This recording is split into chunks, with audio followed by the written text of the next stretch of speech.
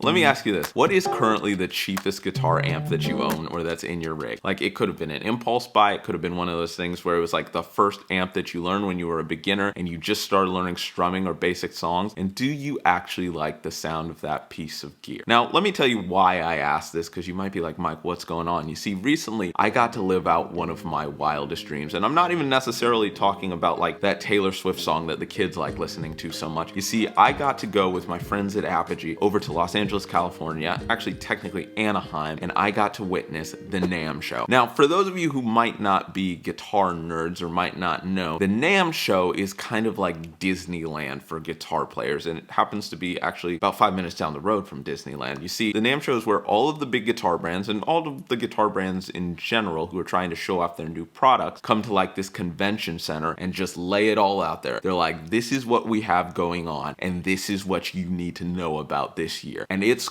wild. It was a crazy adventure. But the truth of the matter is, it's kind of overwhelming, especially for someone like me who was a first timer. You're walking around and all of your favorite guitar players, all of your heroes are there. All of your favorite brands that you've played and that you've seen are trying to show off the next big innovation. There's guitar amps over to your right that, no joke, like no absolute joke, cost as much as a down payment on a house. And you're playing through that and you're like, this sounds pretty good. I'm not really surprised by that, but what am I even supposed to do with this information that's floating through my head and that's just coming at me nonstop? That's where me, being the contrarian that I am, started to really think about other things. And I thought to myself, in the midst of all these $10,000, $20,000 amps, like, what is the cheapest guitar amp, not just that I own, but that I can find in general? Because you could go on Amazon, right, and you could find a Fender Frontman for like $100. You could find different amps for even $40. But I found that the Logic stock amp, yes, the Logic stock amp, actually cost about nothing. It comes with the DAW. It was just free. And I'm like, how would that amp sound? Because I've been around different people before, and I've been around different schools of thought before. And I don't mean to make this just an analog versus digital thing, but a thing where I actually ask that big question: how does this amp sound? Because before, when I've looked at virtual amps, I've used Amplitude and I've used Neural DPS. Wait, it's DSP?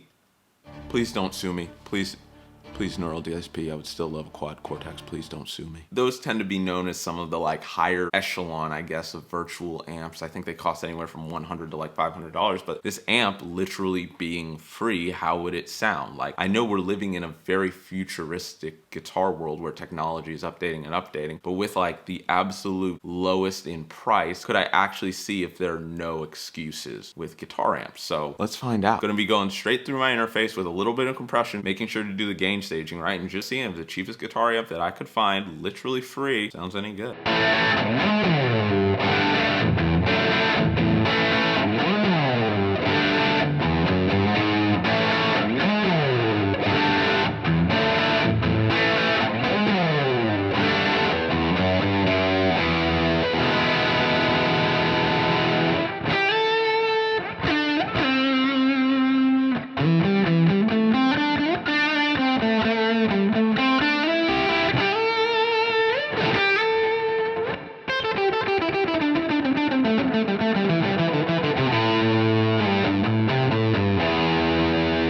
So another part of the reason why I'm doing this is because I feel like there's a definitive easy way out when it comes to like cheap amps or virtual amps or whatever you're using, and I think that's in the mix. And especially as someone who's been an ambient guitar player for a lot of my life, the easy way to do this, right, is if I were to just crank on a bunch of reverb and delay and just hide something in the mix. Especially when it comes to like stock Logic amps, you have the reverb right there and you can just like,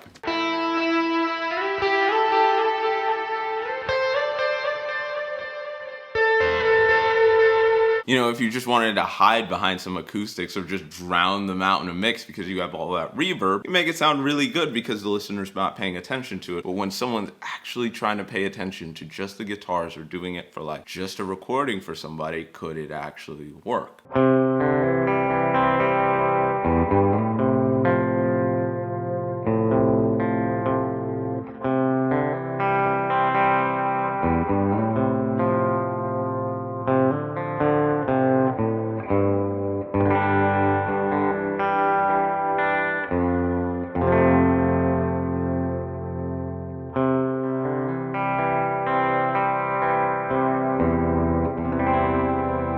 I think it's also interesting because even in just dealing with like virtual pedals, you have kind of a different frame of mind where you can get like, oh my gosh, I didn't pay like $100 for these. What are these gonna sound like? But then it starts to kind of blow your mind with how good it can get just in Logic. I personally like to use a little bit more reverb, try to get a little bit of a bigger sound, but even without, when it was in question, when I was just doing stuff even with my other guitar, it started to sound really good and I really started to like what I was getting.